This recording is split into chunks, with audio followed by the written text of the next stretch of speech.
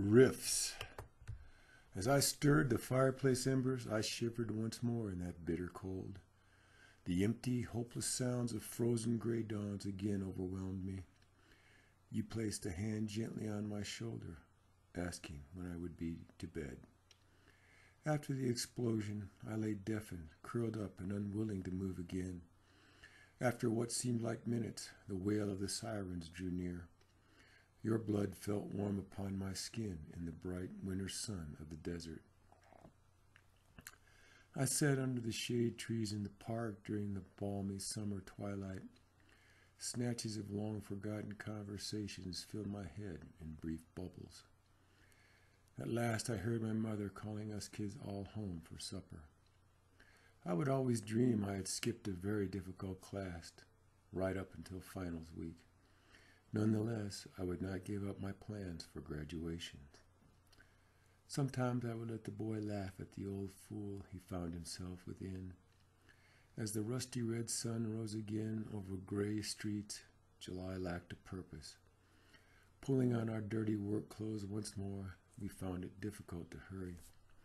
The tinny radio greeted us in the beat-up old truck as the dog watched us go. She saw too much for many years working intake at the emergency room. She took care of others and watched herself as she let go. Just the same, she remembered that young Nurse Nancy in her new white cap. As the hot, dry wind came up again, I remembered rainy summer days. We were on call for heart attacks, drunks, and motorcycle wrecks.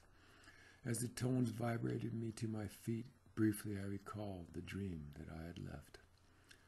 Laying in sweat and dirt under the car, I thanked Jesus again for his help. It occurred to me that I would not reflect back upon this time with pleasure. I was fumbling blindly for a missing tool when I heard the children laughing. Long after my injury, I tried to recall moving without first considering pain. The neighbors often greeted me kindly as I slowly shuffled by. I wondered if my mind was as worn out as my body, but did not let me know. Though I was not affected by the layoffs, I still found it difficult to sleep. I needed to reconsider family debt in this new and uncertain light. The sleepy boredom of my children helped calm me in the morning. Decades later, after they briefly visited us while comparing notes with each other, I felt uncomfortable and small in the presence of those brave foreign pilots. They had brought the war to this village that they never saw from so far above. I felt I stood among them as they gazed down upon my broken body. I helped them to position me for treatment and turned on the oxygen.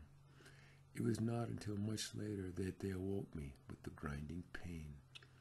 They kept fairly low profiles as they pulled strings and bought and sold. They paid off officials to rezone, built cheaply, and congratulated each other. They did not begin to worry until their expensive tires were slashed again. He spent time cleaning up the riverside campsites that others left behind. The meadow was immaculate and pure, but his clothes were torn and dirty. He often went for days on end without a decent media immersion. After the baby was born, she tucked him in a discarded milk container. She was surprised and astonished upon delivering the afterbirth.